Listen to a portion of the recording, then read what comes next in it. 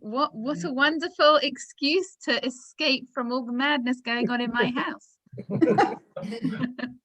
I can't promise that it's not going to come and find me, but we will definitely do our best.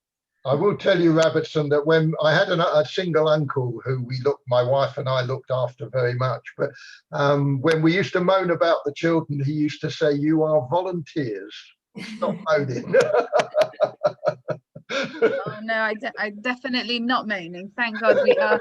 Do you know what? We're very blessed that we're all safe. Absolutely. And that home is the best place for us all right now. Yeah. But it's truly wonderful to see so many of you on here. It's lovely to see people's faces. I do miss meeting in person. And hopefully we shall be able to do that again, please God, in the near future. Martin, it's interesting that you spoke about your uncle, because I'm actually would like to dedicate today's learning to my great uncle, Rav Aaron ben Rabbi Yaakov Koppel HaKohen, who as well, he didn't have children of his own, he never married, but he went through the concentration camps as a young boy. I think he was about between 18 and 21 when at the end of the war, and his yahrzeit was yesterday. And it's so fitting that I don't remember it ever falling, the date coinciding exactly with Holocaust Memorial Day. And a lot of people were talking about the strangeness of going straight from having our thoughts all talking about the Holocaust and then kind of going into Bishvat and trees. And my great uncle's yahrzeit is always the day before Bishvat, and he loved gardening and trees and bringing us our Tesco shop. I remembered a few weeks before he passed away, not even a few, I think a week or two before, he found a potato in the shape of a heart. And he brought that to me and he gave it to me because he told me that he loved me. So he gave me this potato in the shape of a heart. And I remember after he passed away, I didn't want to cook the potato. I didn't want to do anything with this potato. I just wanted this potato to last forever. But things don't last forever. But anytime now I see a potato in the shape of a heart, and it does happen very occasionally, it will be like a strange shape that's morphed out of potato. It always makes me smile and think of him. What I find amazing, my mum had 12 brothers and sisters, my father 6, but this was one single uncle who didn't marry because he looked after my grandmother, his father died very young. But isn't it funny how, I don't know with any of you, if you've got a single uncle, what a special relationship I had with this man. He was clever and kind, never married. So he had nobody else to be responsible after my grandma died. But it was really somebody very special to me, very learned man, had a lot of time to study. And the same probably with you. The single uncle with, I had loads of others and I loved them all. They were all wonderful, but this one uncle was very special to us. Definitely. So my Uncle Arnie, when I was in year 7, I don't know if any of you know, a lot of the schools set like a family history project. Anyone rings a bell that you've been interviewed as part of that kind of thing? Yeah. So when I was in year 7, we had to do a family history project, and I interviewed my grandparents who were alive at the time, but also my Uncle Arnie. And I was asking him lots of different questions. And the interesting thing is, I remember at the time taking out the Encyclopedia Judaica and opening it up and showing him inside the extract talking about Auschwitz-Birkenau, because that's one of the camps that he was in. And we were just trying to get some feel of what he's gone through, or for him to share something with us. And he wouldn't. He said, "Oh yes, it was like that," and quickly turn the page or talked about something else. And I think for me, I would say probably, maybe you can tell me more, but would you say it within the last, let's say 10 or 20 years, people have started talking more? Yeah. So, we had uncles who were twin uncles who were in France, and one didn't survive, one did. And they wouldn't talk about it. Yeah. They wanted to put it was too horrific to, in their later years, when they got into their 60s, 70s, 80s, that's when they begin, the one who survived opened up a little bit. My father was in 11 camps, and I didn't know anything at all. I could call it a perfect youth. Didn't know anything at all. The only thing I saw in my house was this Auschwitz uniform, which is now in the Imperial War Museum in London. He kept that. Well, my mum kept it, and she wouldn't part with it. It's a long story. We haven't got time to go into that. And I went to a Rosh Chodesh group when I was living in Chigwell, and this woman was telling us that the Imperial War Museum got some money from the lottery, and they're going to try to do a Holocaust section at the Imperial War Museum in London. And then I said to her, well, I've got a uniform. So anyway, long story cut short, my mum wouldn't part for it till our rabbi of Chigwell Shul, Rabbi, what was his name again? Rabbi. Okay, I've forgotten the name now. Pardon? Yeah, anyway, coming on, and the rabbi said to me, well, I know you're going to cherish it when your parents go, but I think the best thing to do, you will probably end up in a skip eventually. The best thing to do is to part with it and go to a museum. So I phoned up my mum and she agreed, and that's how it went. And it's been there 20 years. Yeah. I'm so happy it's there, and you know. The only reason we know about it is that when Rita's mother died, unfortunately, there were a lot of papers we found. Yeah. And he did an affidavit to the Belgian government after he came out of, after he survived the Holocaust, and it mentioned every camp that he'd been in. 11 camps, we didn't know anything about it. I started doing a bit of research and managed to find a lot of them and put them on a map. And again, we've been watching things about the where each camp was set free by the Americans and British. And he was set free, remember the date, 28th of April, from Dachau, 1945, I think it was. Yeah. And just hearing people, how they survived and the horrific things that happened, it's just, I don't know how he survived. He never spoke about it either. So it must have been a terrible experience. Well, it was a terrible experience.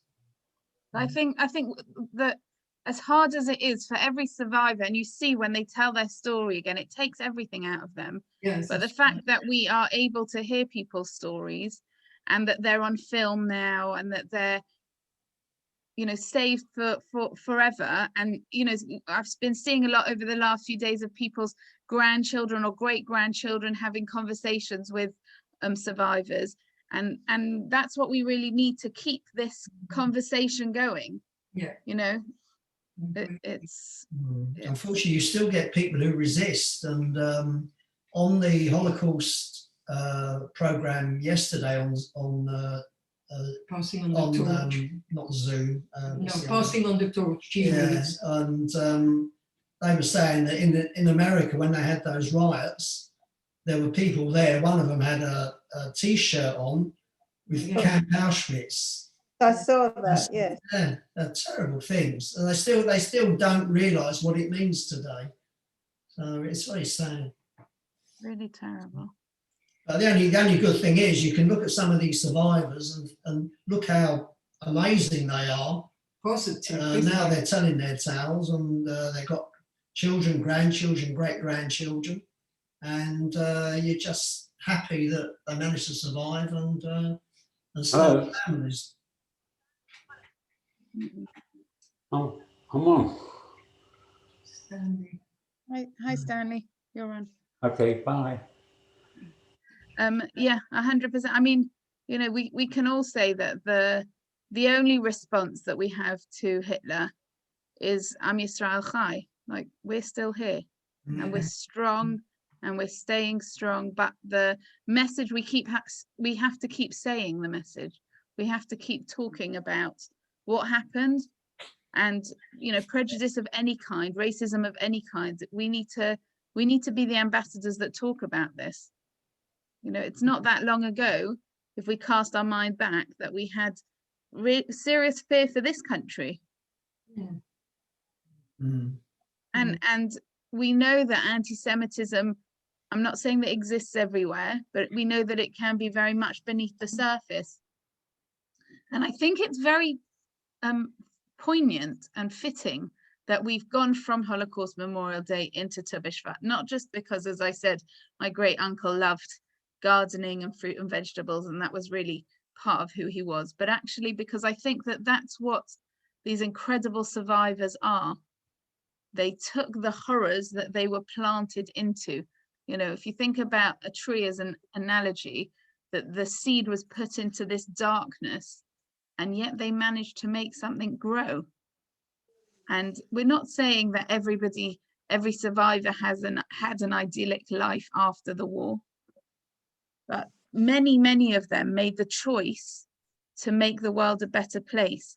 I'm actually reading a book at the moment called The Choice by Dr. Edith Eger. Has anyone heard of it? No. Heard of it, but I've not read it.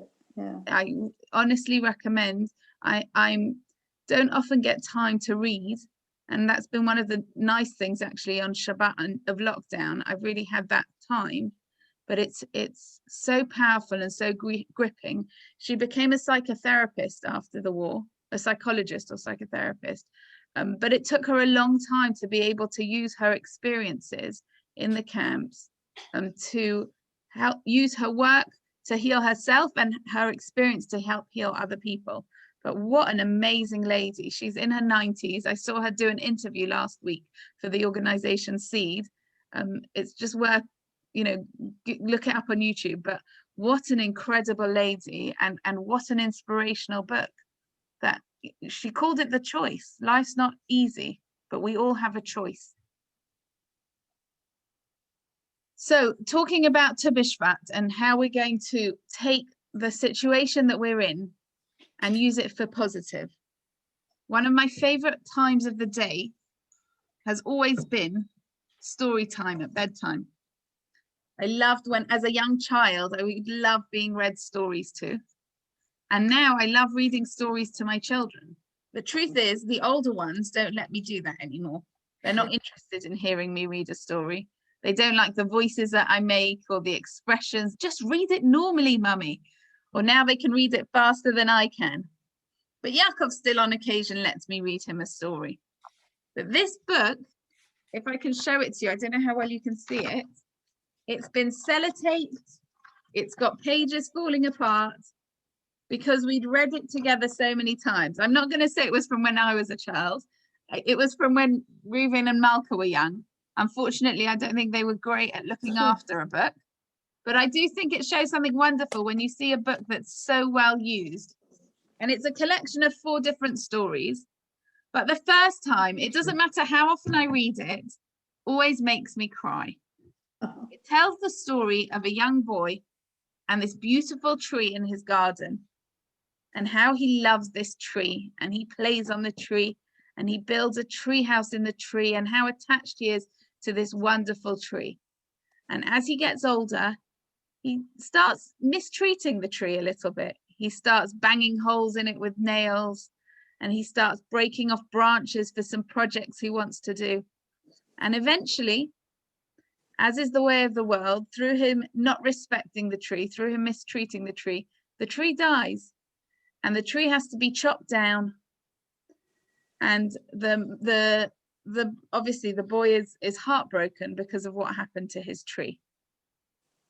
Now it's only a story and it's only a tree, but yet it makes me choke up every time I read this story. What is it about this story? And what is it about trees that affects me so much? So those of you who know, I love biology, but always human biology. I'm fascinated by medicine and the way the human body works. I never loved ecology and learning about the trees. That's not to say that I don't think it's a good idea to protect the environment, but it's just not my field. So that's not why it affects me this way. But there's something about this message of the tree that really speaks to me. Yeah. I'm going to try to share my screen if it works. Yep. See this? Okay. Trees are people too. That's right. Trees are people too. So it's a bit of a tongue-in-cheek title. But I wanted to share with you something that shows this message in a very strong way. There was a man called Rabbi Aryeh Levine, who's known as the Tzaddik of Jerusalem. And this is in his words, the quote, I'll read this quote afterwards. It's part of the quote, believe me, but I'm just going to give you the context. He said, I recall the early days from 1905 onwards, when it was granted me by the grace of the blessed God to go up to the Holy Land, and I came to Jaffa. There I first went to visit our great master, Rav Avram Yitzchak Cook of blessed memory, who received everyone. We chatted together on themes of Torah study. After an early mincha prayer, he went out, as was his hallowed custom, to stroll a bit in the fields and gather his thoughts. I went along. On the way, I plucked some branch or flower. Our great master was taken aback, and then he told me gently, and this is the quote in front of you, believe me, in all my days, I have taken care never to pluck a blade of grass or a flower needlessly when it had the ability to grow or blossom. You know the teaching of the sages that there is not a single blade of grass below here on earth which does not have a heavenly force or angel above telling it, grow. Every sprout and leaf of grass says something, conveys some meaning. Every stone whispers some inner hidden message in the silence. Every creation utters its song in praise of the Creator. Those words, spoken from a pure and holy heart, engraved themselves deeply on my heart. From that time on, I began to feel a strong sense of compassion for everything. So Rabbi Cook was the chief rabbi of what was then Palestine, right? It was before the state of Israel, but he clearly had such a love for the land and such a respect for it. And he was sharing this idea that we don't take for granted a blade of grass. You don't just, you know, when we all do this, when we're absent-mindedly sitting on the grass or walking past somewhere and you pull off a leaf or you pull up some grass, we shouldn't be doing that because every one of those has an angel attached to it, telling it to grow. Oh, how lovely. And this idea of, we call it Bal Tashchis, this idea of not wasting anything is actually in the book that I was telling you about. The message at the end of the story, it quotes this verse, and it says as follows, Lo tashchis et eitzah, that you shall not destroy its trees. Let's see together what this is talking about. Why do we respect trees so much? Why is that something that's so important and held as something that we need to respect? And the source that it comes from is a really interesting one. It's in Devarim, in Deuteronomy, and it's talking about when we wage war. When you besiege a city for many days to wage war against it and to seize it, do not destroy its trees by swinging an axe against them, for from it you will eat, and you shall not cut it down. Is the tree of the field a man, that it should enter the siege before you? And the Hebrew part of this idea of is the tree of the field a man is ki ha'adam eitz hasadeh. So this verse is saying it as a question. When you're going to war, yes, you need to destroy your enemies. And this was talking to the Jewish people. They're about to go into Israel to conquer the land. So yes, you do need to do that. But you don't need to destroy things needlessly. You don't need to destroy the trees. And the wording that it uses, it says it here in a question, because is a tree a man? Yes, you have to fight your enemy, the people, but you have to destroy a tree. But we could look at this verse differently. We could say, Ki ha'adam eitz hasadeh. If you take away the question mark, what it's saying is because a person is a tree of the field. And what I would like to suggest is that we have a lot of similarities with trees. as human beings, there is a lot that we have in common with trees. And I'd like to throw this out to the floor and see, what are your thoughts? What do you think a tree and a person has in common? We like to put down roots. Yeah. So we like to know where we are and to put down roots to settle somewhere. Yeah, Joe? Well, it has life force in it, which we all have from the Almighty. In fact, last week or the week before, David Attenborough did a program where they had managed, with advanced technology that they have now, to put a camera down to the roots of a plant, and it actually talked. You could hear it. They had to magnify it many times. That's their signal to things, and they can receive and give thoughts. That's why when you talk to them, so Prince Charles wasn't so crazy when he talked to the trees, that the vibration of your voice, they can pick it up and communicate. Isn't that amazing? We actually heard it, heard the noise that it made, you know, the root. So wow. And that is science. I mean, that was, you could hear it. It was amazing. What was this on, Joe? That sounds unbelievable. David Attenborough had a program on plants. I'm going to have to see if I can find that. Wow. And it was amazing. It only made a little noise. And he said, that's magnified many times. Right. But he said they do that to attract insects and other things. They communicate with other things around it, plants and other things. And so we can communicate with them. So we're not crazy if we talk to our plants or if we sing to our plants. No, wow. Every time I pick something, I have a basil plant in my kitchen. I use quite a lot of basil. Every time I pick a leaf off it for cooking, I thank it. I do that with all the plants. Yeah. Yeah. Wow. I mean, that's the idea of where a blessing comes from as well, isn't it? The idea that we thank we're grateful to the grounds, we're grateful to the trees. We're not just taking it for granted that they gave us an apple or that they gave us something to enjoy. Wow, isn't that beautiful? God's life force is in everything, you know. It's alive. Beautiful. But Rita. I must confess, my husband is next to me, Peter. He probably 100% agree with Aaron, Ben, Rav, Yaakov, Kopel, Hakoi. Because if we go, some roses go to grow up to maybe October, and Peter would not cut the roses off till they're really right at the end of it. Even it's October, it's finished. I mean, light is going, there's not so much light anymore, and he still would not take it off. Yeah. I mean, going back to trees, and I think we all love trees, and the way to think about it is, what would we look at if the trees weren't there? There's such a wonderful force. Even if going to King George's gardens, some of the trees there are quite amazing. The old oak trees and some of the others. But no, I've been a king gardener since my early 20s, when I had to start doing my parents' garden because my father wanted to concrete it over, and I wouldn't allow him to do it. So I started gardening, and I've just started again with this milder weather.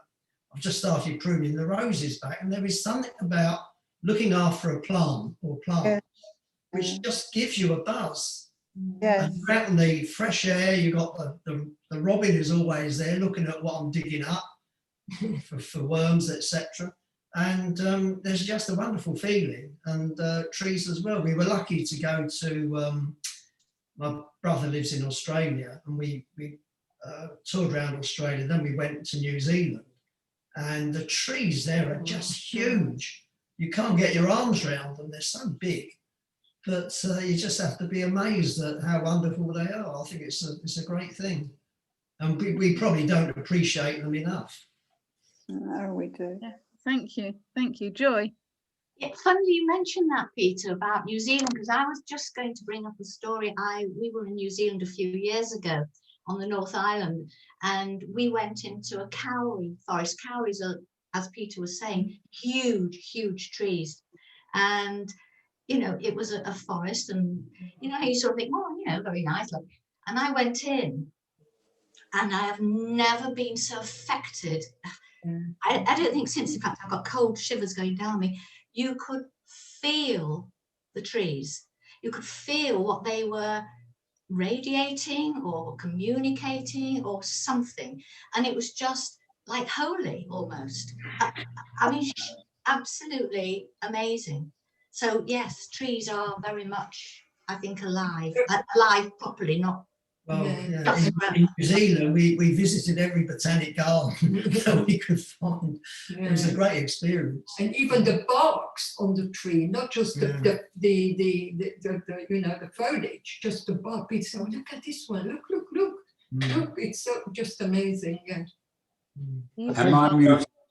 I think we wouldn't be able to, we certainly wouldn't be alive in the form we are now, because the trees actually purify the air that we breathe.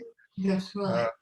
Yes. There is a great correlation, as you say, the roots, the fruit that it bears, the life-giving sources.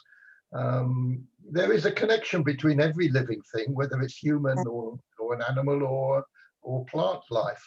And it's something that Hashem placed on this earth for our survival and our pleasure, and we should respect that. Definitely. Thank you. Stanley, did you want to say something? Yes, is your tree the same as the tree of life to them that grasp it? Beautiful. So we sing every Shabbat together, don't we, Stanley, about Eitz Chaim Hi, the Machazikim Ba. And in that case, we're actually talking about our Torah, that our Torah is the tree of life for whoever holds on to it. And the message is that part of ourselves that connects to Torah, that makes you come to lunch and learn every week, right? To hear from normally Rabbi Nick's words of wisdom, but to this thirst to want to connect to the Torah, that part of our soul is always alive. It's Chaim Hi. It lives forever, because our neshama is a part of God. And that sort of a tree that we're talking about is the original tree, the tree of life. And all we need to do is hold on to it. Grasp it. Exactly. Grasp. All we need to do is grasp it. Exactly. And I sing a very good song about the olive tree. Are you going to serenade us, Stanley? Only if you want me to. What do we think, ladies and gentlemen? Yes. There you go. The crowd has spoken. Actually, very quickly, it's a song that was written by Dusty Springfield's brother, and it's for people that are looking for peace generally, and concerning the dove and the olive tree. And it's called The Olive Tree. It's a very short song, but I think it's beautiful. Tell me, white dove, where will I find the olive tree? For just one branch I'd search my whole life through. I've heard them say a greener land is waiting there, where people wake and find their dreams come true. High flying dove, please lead me and I'll follow you. Above the clouds, across the stormy sea, I long to share a world of sweet contentment there, in that bright land where grows the olive tree. In that bright land where grows the olive tree.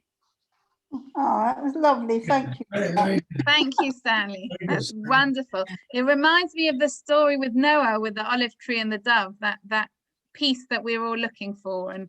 And hopefully, you know, we're all in our arcs at the moment, but hopefully we can connect to that olive tree again and be in shul again and sing it Chaim together, please God, soon. So what I wanted to look at with you is the ways that I think that a tree and a person have in common, or the connection between a tree and a person. But I need to just change, sorry. Always the technology that catches me out. Just give me a second. I need to just change my view.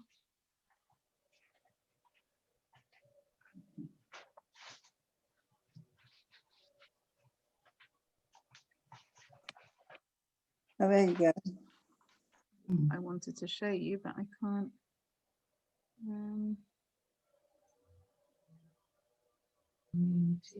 Yeah, okay.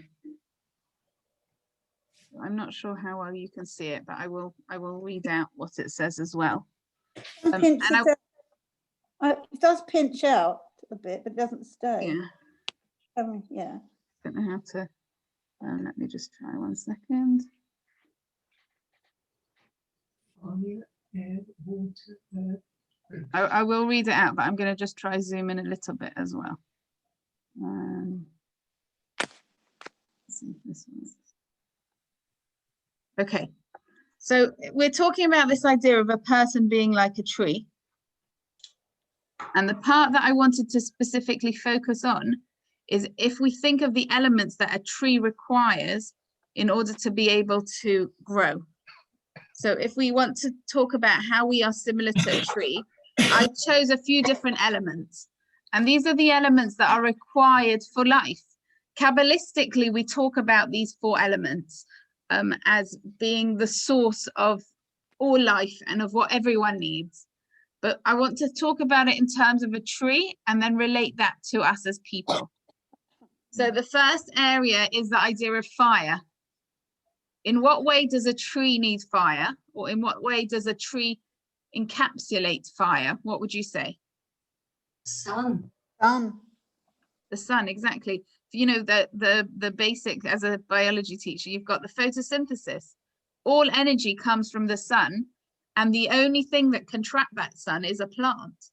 So actually, all of us are completely dependent on the trees and the plants, right? So even if we are carnivores and we only like having steak for supper and no chips, that steak needs to have something to eat as well. So everything starts from plants. The plants are the primary producers, and they take that energy from the sun. If we think about ourselves, what part of us is like this idea of fire? What do we require in the same way that the tree needs fire of the sun? For me, I think it really is love, friendship, and community. I really think that that is the fire, the warmth in us. That's the part of the tree that we all need. And I was reflecting actually on, I remember learning in geography about the different layers of the rainforest and how different trees have to make space for other trees to allow them to grow. Some of the trees need to be all the way on the top to form that canopy. And then there's other trees that grow on all the way down on the ground. And there's different layers. And I think the same is true about people, that we each need to make space for each other, but at the same time, we each need to protect and look after each other. And I think we've been very blessed to see that in some very special ways. People thinking of others, people reaching out for others, and people protecting others. And like with anything, this can be used for wonderful good things, and it can be used for terrible, harmful things as well. We cast our minds back to the fires. We're just talking about New Zealand, right? Think about those terrible fires in Australia, all the wildlife, all the trees and animals that were destroyed. So yes, the sun is the source of all goodness and all heat, and it's wonderful. But when it's used in a bad way, that can be very dangerous. What would be the similar example of in terms of people? How could we use this idea of fire in a negative way? The idea of people coming together. What could be a negative way of doing that? Speaking Lashon Hara. Yeah, excellent.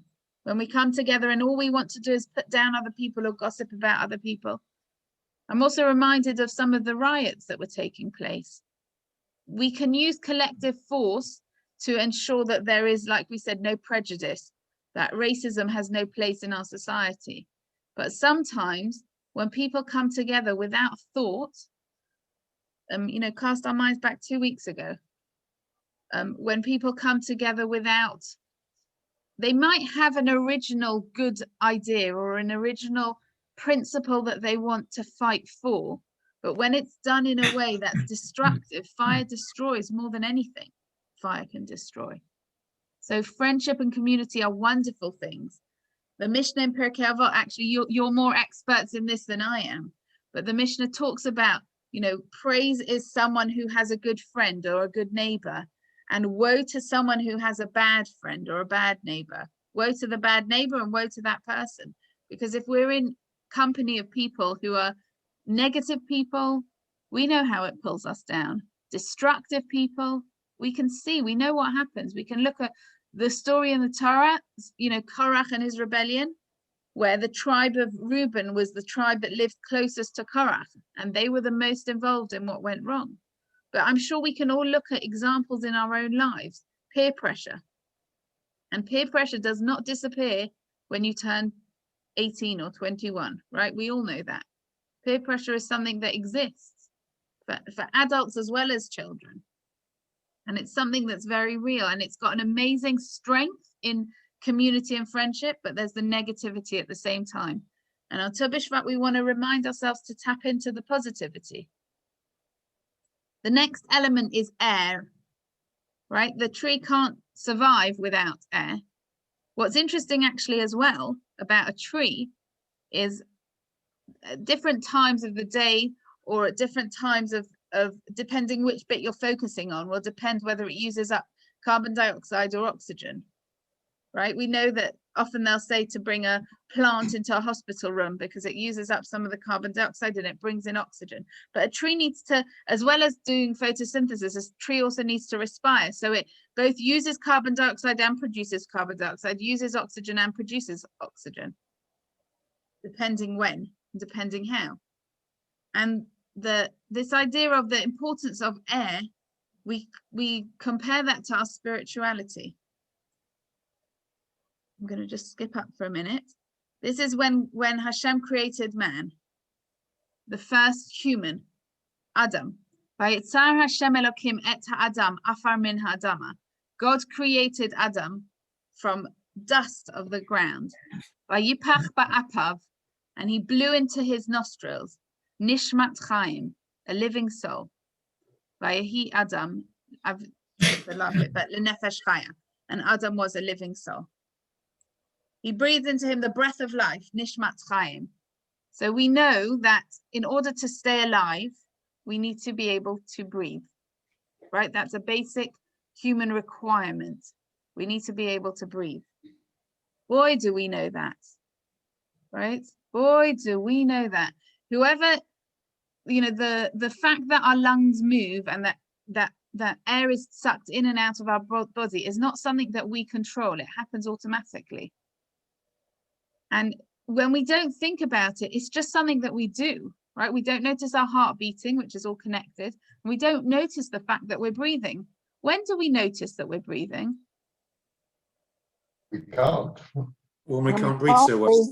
When we have a cold or a cough, when we can't breathe. Exactly. That's when we suddenly feel we can't breathe. That's when we suddenly realize how unbelievable a gift it is to be able to breathe, to wake up in the morning and to take a breath. One of the blessings that we say every morning is Elokai neshama shenatata bi. God, the soul that you gave to me. Tahorahi, it's holy. We say a blessing just to say, thank you, God, for giving me back my soul, my neshama. And the interesting thing is, I think it's the last verse in the book of Tehillim. So all the way at the end, the last verse, there's a verse that says, Kol haneshama tahalel hallelujah. Every soul should praise God. Hallelujah. Praise be God. And a beautiful explanation I saw on this is we can obviously understand the idea. Every one of us should say thank you and should praise God just for the fact that we're alive. But the beautiful explanation that I saw on this is b'chol neshima or neshima. The word neshama and neshima is the same word, but neshima means to breathe. With every breath, we should be able to see how lucky we are. We should appreciate how lucky we are to be alive. So yes, it is the autonomic response. We don't even notice that we're breathing. Unless, like we said, unless it becomes hard, and then every breath becomes a struggle. But really what we should do is that every breath of ours should remind us how blessed and how lucky we are. And I don't think I need to even share this with this group or with anyone, what we're all living through. We all know that when you wake up in the morning and you're not coughing and you're able to breathe, hallelujah, how lucky are we every single morning. And for those of us who've had COVID and who woke up and knew what it was like to struggle to breathe and thank God are okay, how lucky are we? Every person has to really be able to say how blessed we are to have air. In the same way that the tree, that's what keeps them alive, is the air that goes in, the gaseous exchange going in and out. And the interesting idea is that I compared air, well, this is based on the Kabbalistic sources, to compare air to the idea of spirituality. I'm not much of a swimmer, but I do know that when you go under the water, eventually it gets to a point where you need to come up to take a breath. You need air. And our spirituality is the same. We need to connect. There is something deep inside us that we need to connect to our soul. We need to connect to God. We need to connect to growth. Sometimes that connection can be through anger, through challenge. I saw a beautiful video yesterday that they've published from Rabbi Sachs about where was God in the Holocaust. Right? We need to ask these questions. They are tough questions. Nobody can answer them as well as Rabbi Sachs of blessed memory, Zecher Tzadik Livracha. But sometimes that's when we reach out for our spirituality, when tough, hard things happen. And sometimes we can reach out for our spirituality because we're bored. And there's something inside us that's telling us, I need more in my life. And sometimes we can reach out for that spirituality when wonderful things happen in our lives. But we can't deny that there's something inside us, a neshama, our breath, our soul, that is yearning and reaching for spirituality. And that's such an important part of our lives. The next idea is water. We know nothing can survive without water, right? That's why when they're trying to determine if there's life on other planets, are there aliens? The first thing that they look for is water. Can life exist? Life cannot exist without water. As soon as you find water, does that mean that there is life on that planet? Maybe, right? We're still having that discussion. Right? I think they say there might be intermittent water on Mars. Is that right? Yes. So we've heard. Yeah. Maybe there's a lovely Jewish community called Bushy that lives onArs. It's a lot nicer weather there. Not really. What's that? Maybe there are Martians, another community of Martians. Maybe they have a shul as well. Who knows? I don't think so. But we know we need water, and water is compared to Torah. Right? You cannot survive without water. You cannot survive without Torah. Stanley, you said beautifully the idea of Eitz Chaim Hila Machazikim Ba, that tree of life, if you want to hold on to it, that's water. We want to be able to connect to and stay alive forever, right? What does that mean, stay alive forever? We're talking about our souls. Oh. We connect to the Torah. That's forever. That's eternal. That's eternity. Finally, Gary, you spoke about the idea of rooting ourselves, but the idea of the earth, right? The tree needs to have earth in order to stand firm, needs to have earth in order to survive. It's not just blown over. We had, the other day we were looking in the garden and there was a squirrel burrowing through one of our plant pots, and it took out the seed that was planted in the plant pot. I'm not good at gardening, so my Uncle Arnie would not be proud of that side of things. But it was trying to reach and find that seed. You take the seed out of the earth, what happens? It will die. It can't grow without earth. What's our earth? What are our roots? Our heritage and our tradition. Where do we come from? Who are our family? Who are the people that we come from, what are we connected to? Land. Rebbetzen, can I ask you a question, please? Please. Yeah. Where is Tu Bishvat mentioned in the Torah? I don't know. I think it's not mentioned in the written Torah. I think it's mentioned in the Mishnah. Right. I should know that, but I don't know that. I don't think it's mentioned in the Torah. It's not mentioned in the Torah. I think it's actually in probably the Mishnah of Rosh Hashanah, where it talks about the 4 different heads of the year. So we know Rosh Hashanah is our new year, but Tu Bishvat is the new year for the trees. And there's 2 other new years as well, which you've caught me off guard that I've forgotten as well. Next week when Rabbi Nick's back, make sure you ask him. Challenge him. But I don't think it's actually in the Torah. I think it's in the oral tradition. Thank you. Okay. So my Pirkei Avot experts, you're past chapter 3, aren't you? Yes, we're on 4. So you know this Mishnah over here. Yeah, we're on chapter 4. There you go. So you can teach this better than me now, but let's look at this Mishnah. And this really, for me, connected to the idea of the earth. The Mishnah says, a person whose wisdom exceeds his good deeds is likened to a tree whose branches are numerous, but whose roots are few. So if you've got somebody who's very clever, very wise, lots of Torah knowledge, but he doesn't do very much with that. He doesn't do a lot of kindness. He doesn't do a lot of charity. He doesn't keep the traditions. He's like a tree, very big branches. Hello me, you can see me with all my big branches, but he doesn't have very much to hold him stable. The wind comes and uproots it and turns it upside down. But a person whose good deeds exceeds his wisdom is likened to a tree whose branches are few, but whose roots are numerous. Even if all the winds of the world were to come and blow against it, they could not budge it from its place. So maybe it's somebody who will say to me, you know, I never had much of a Torah education. I can't really read Hebrew. I don't really understand very much.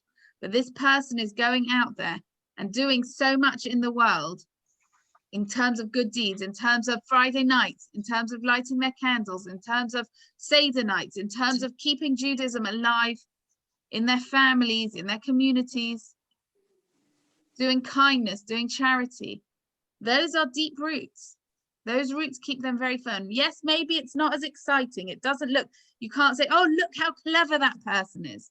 Look how knowledgeable. They can quote passages from Torah and from Mishnah and from Talmud. The Mishnah in Pirkei Avot doesn't seem to think that that's the most important thing. The Mishnah in Pirkei Avot seems to think that actually the good deeds that a person does, those roots that he puts down, he or she puts down, that's the most important thing. And the interesting thing is, if we think about that Adamah, that earth, that's what's holding us strong. That's what's keeping us going. When we talk about, you know, I said about my message after Holocaust Memorial Day of Am Yisrael Chai, it's our traditions, as Tevye so, you know, profoundly said, tradition. It helps when you know why we keep the tradition. It helps when it's all about a relationship with God, of course, because otherwise the next generation doesn't want to do it. It helps when it's fun and it's love and it's wonderful. You need soil that's good soil.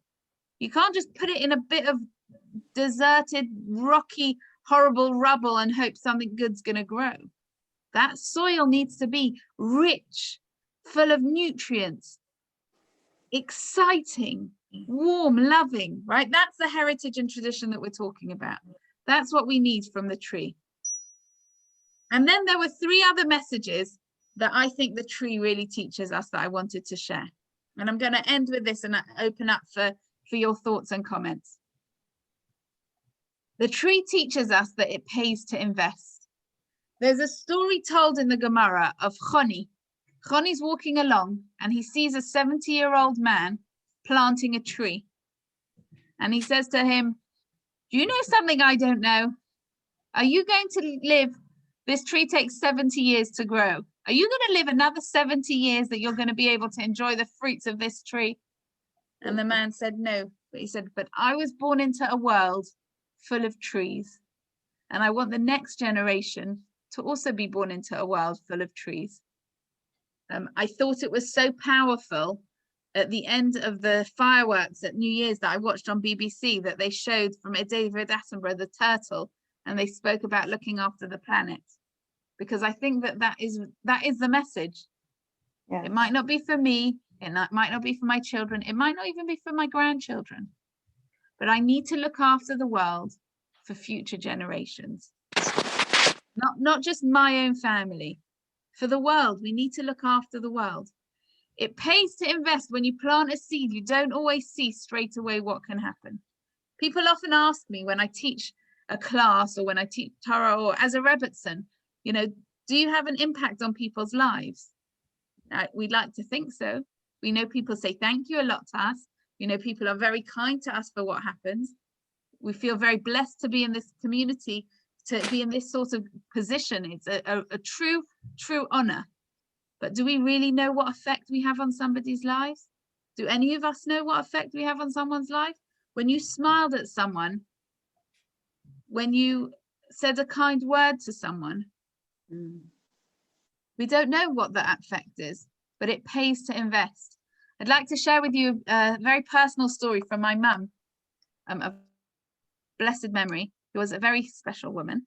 And Uncle Arnie was her uncle. Uncle Arnie always used to say that he was going to marry my mother, but then she married someone else. So, you know, that was her. It was like her second father.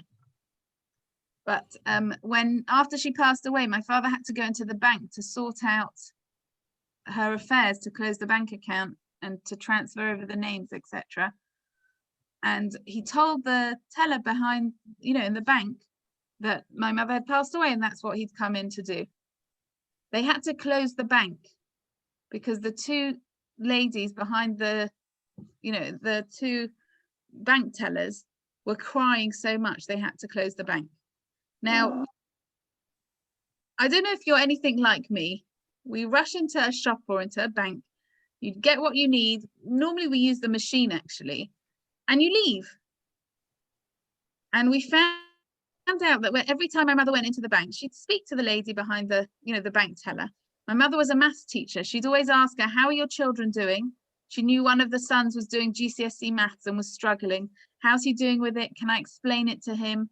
Would you like me to recommend a tutor? I'm happy to help him over the phone. Every single time she went in, she remembered who those people were. That investment that she made, and she wasn't doing it to make a point, but what incredible effect she had on someone's life just from being nice. Nothing else, nothing grand. You know, she wasn't famous. She was my mum, so obviously she's famous, but she didn't do anything. You know, she didn't have lots and lots of letters after her name. She didn't get lots of awards. There wasn't a long, you know, magazine dedicated to all the wonderful things she did. But she affected the two ladies who worked in the bank.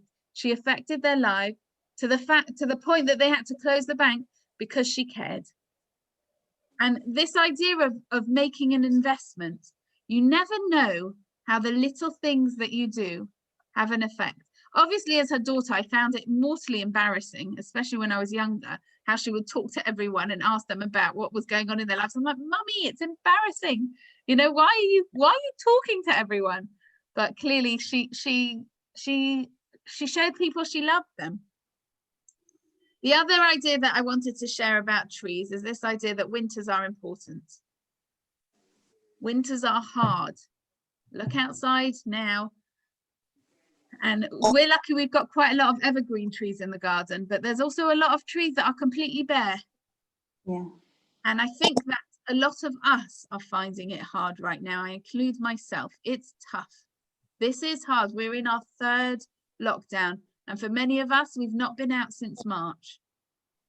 And yes, there's some light at the end of the tunnel in some ways, but who knows? It's not going to, you know, it's not this fast, quick, everything's okay now. We don't know. We just don't know whether it's in terms of our health, whether it's in terms of financial, whether it's in terms of our family members. And I'm very much aware that there are people who are grieving and are in mourning. Winters are very hard. Those dark times in our life are very hard. But they are important. They do make us who we are. All of us who've been through different struggles in life know how the winters, they do define who we are. The way we deal with our challenges. No one asks for challenges. Nobody wants challenges. But they do affect us. You know, if we reflect back for a minute about the survivors, nobody would ever wish that on anyone, what they went through. But what incredible things they did with what they went through. Whether they spoke about what their experiences were or not, the fight for life, the fire burning inside them that pushed them to do and to make sure that their children were okay and to make sure that the world was okay. And it's just unbelievable. I'm not second generation, I'm third generation of refugees, but you know, it's my grandparents. I saw how they came over as young children and they made a life for themselves and they pushed and they fought and they did. And you know, you look at the I'm sure many of you saw, did you see the interview with Lily Albert, the 97-year-old Holocaust survivor? Yes, so positive, isn't she? Amazing. So I know her granddaughter was in school with me, and she is just an amazing lady. But 97 to survive what she's gone through, and now just to have survived COVID as well. But you can see what a mensch of a grandson, a great grandson she has. That he's sharing. If you haven't seen it, please make sure you watch Lily Albert. There's a clip of her and her great grandson. She just recovered from COVID. Unbelievable lady. It was on the news last night. Yeah. A clip on BBC. Yes. Oh, brilliant. I know it was on Good Morning as well, I think. Okay, so that's this idea of when you, I think also when you take a seed and you bury it in the ground, if you would look and see what was happening to that seed, it looks like it's dead. It looks like it's the end. And then this beautiful thing comes out. Do any of you have orchids? Yeah. Every year, yeah. I kill all my plants, but I have these orchids that are still sitting on my windowsill. And 2 days ago, these beautiful flowers came out. Every so often, I remember to water them, not often enough, but they're alive again. And they look like nothing. It's unbelievable. Just when it looks like things are terrible, you never know what can grow. Can I tell you a story about orchids, just very quickly? I have 6 orchid plants on 2 windowsills, one in the bathroom, one in the kitchen. And people have brought them to me over the years. And sometimes 1 or 2 flowered, sometimes they didn't.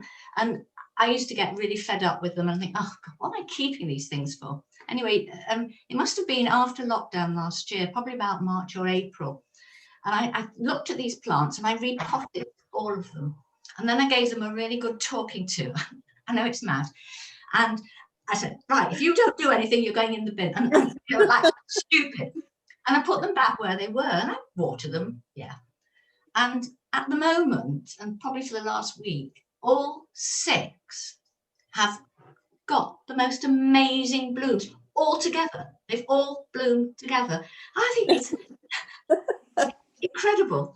They're very forgiving. Yeah, very forgiving, yeah. Can I just say one thing about you put at the bottom heritage and tradition on your chart. Yeah. And there was a very interesting program about a month ago about Fiddler on the Roof. Yes. And they went back to the shtetl and all these sort of things and the where these people came from, and they were trying to get this film together, and it was very hard. And the producer, or whoever it was, a director, he wanted a word, it wasn't working. He wanted a word, and they were going around trying to think of a word, and somebody came up with the word tradition. Yeah. And from that, they got the song as well. Yeah. And it was just very interesting. They got the right word for it, and it became a great hit. So it's amazing. Rebbetzen. Amazing. Yes. Just a reflection on Holocaust and Holocaust Remembrance Day. Yeah. I've heard lots of testimonies and stories, and they're all fascinating and interesting. But what I find strange is I've never virtually heard anybody mention God at all in anything they say. And I find that really slightly strange. Well, I've got an answer to this, David, for you. My father suffered, like I just said before, I won't repeat it, 11 camps. He came out of camp, remarried, because he lost his first family, remarried, and 2 of us. He became even more religious. We belonged to the Merciqueadas. He still believed in God, and the reason he believed in God, because he said, it must be something better. I'm sure there's something better than what I had before. So I think it's all the individual people. Everybody's different. I think the one thing they've all got in common, we touched it before, we've seen a lot of Holocaust survivors. The one thing they've got in common is they're all positive. Yeah. Perhaps that's the common thing that kept them going. I agree with you there. I agree, and I see that they're all positive, and it's wonderful, but they never mention religion and they never mention God. That's all. I just noticed it. That's all. So I think there are some survivors who do, David, and maybe I can point you in that direction as well. But I do think that there were some and some. Like, I don't think that we can generalize about. There were some survivors who came from very religious backgrounds who became completely irreligious from what happened. There were some who came from secular backgrounds and became religious or more religious. There were some who stayed the same. But I think that the story that sticks with me in terms of understanding God, and I found this quite comforting for me when I was going through challenges and when I was questioning, or when I do question, I won't say that it's something in the past, is a story that was shared to me. Actually, I've been to Poland twice. And the first time we went, when we were standing by the crematorium in Auschwitz, Rabbi Aubrey Hirsch was our guide. He was there sharing his wisdom and his guidance with us. And he shared with us a story from Elie Wiesel. There'll be some of you are familiar with this story, that Elie Wiesel talked about that after the war, I think it might have been in the DP camps, I'm not sure, or maybe in the camp when they'd been liberated, they decided to put God on trial. Yeah. And they decided to, they had a trial to decide, was God right or wrong for what had just happened? And they found God guilty. And they found God guilty. But you know what was the next step of the story? I mean, they davened after that. They davened Mariv. Yes. And it just doesn't make sense to me. They just said that God was wrong. We are cross with God. We are angry with God. And then they go and daven to him. Well, that's because the reason you do that is because you can't give up. You've always got to have hope. You've always, there's no alternative in a sense. They forgave him. I think you can live with two realities or two ways of holding your relationship with God. What I always say to people, often someone will come to me and they'll say, I don't believe in God because this happened to me, because that happened to me, because whatever it is, life circumstances. And some of them truly are very, very challenging. But what I'll always say to them is, you're actually not telling me that you don't believe in God. You're telling me that you're very angry with God. And to be angry at someone, you have to believe that they exist. So actually, you have a relationship with God, and it's quite a normal relationship to have with God. It's okay to feel angry. It's okay to challenge what he's done. Just like those people stood at the end of the Holocaust and they said that God was guilty, but they still had that relationship with him. And that's why they could daven Mariv. So yes, we can challenge God, but we can definitely still have that idea of you're allowed to be angry with God and still have a relationship. Moshe, our greatest leader, the humblest of all men, the greatest Jew that you could ever think of, Moshe Rabbeinu, he said to God, why did you do this bad thing? He challenged God. Moshe, our leader, it's okay. If it's okay for him, if it's good enough for him to be angry at God or to not understand God, I'm allowed to. Little Jacqueline Feldman in Bushy is allowed to say also, I don't understand how God can allow what's just happened to humanity happen. What happened in the Holocaust, what's happening now. I'm allowed to ask those questions. Does that mean I don't have a relationship with him? No, it means I have a relationship with him. I know he exists and I'm challenging him. I want to relate to him. I want to understand him. Do I know that I can't always get an answer to my questions that I'm happy with? Yes, because I'm a human and God is God, and I'm okay with that. Sometimes not, sometimes, right? So, David, I do think that there's a lot of testimony. I'm just thinking on the AISH website, they've videoed a lot of survivors who do talk a lot about God. If you want to look on there, if you don't find it, if you send me a message, I'll send you the link that I'm talking about. The one that I'm thinking about particularly, there's someone called Bobby's Story. I call her Bobby Newman because she's the grandmother of a very close friend of mine. And unbelievably, she talks about how she has faith and what she thinks in terms of God in the time that she went through. So have a look there, see how you get on. Thank you. Okay. I think the reason some haven't spoken of their issue or relationship with God is that most of the survivors that we publicize today are going out into the general world. They're talking to children in secular schools. And I think it's, they have one message, that of hope and of the history of hate, and they don't want to bring in another message. I don't think it's that they do or don't have a belief, but I think their purpose of going into schools and being publicized is to discuss the general concept of one nation, one group of people destroying another or having bad feelings for another group. It's just a different issue. But I really like that. I know we're pushed for time, but Francis and I were, still are, but were very involved in Nightingale Jewish Old Age Home in Wandsworth. And what used to amaze me, that although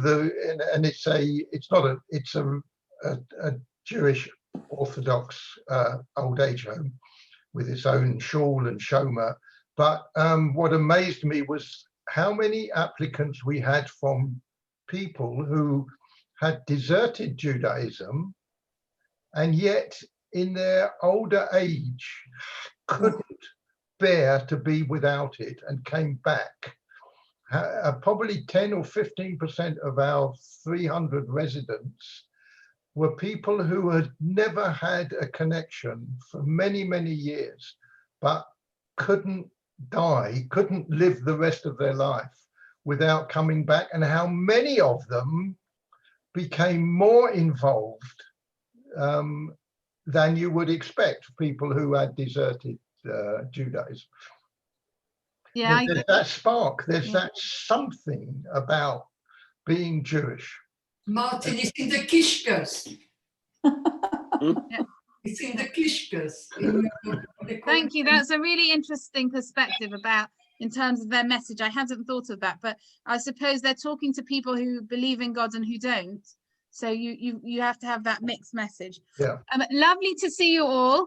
Thank you very much. It's been a real treat. Wishing you a happy to Bishvat. Make sure you enjoy your fruits and your trees. Yeah. Take care, everyone. Thank Be nice to you. see you. Thank you, Jacqueline. Thank you, Thank you very much. Thank you. Bye-bye. Bye. Bye.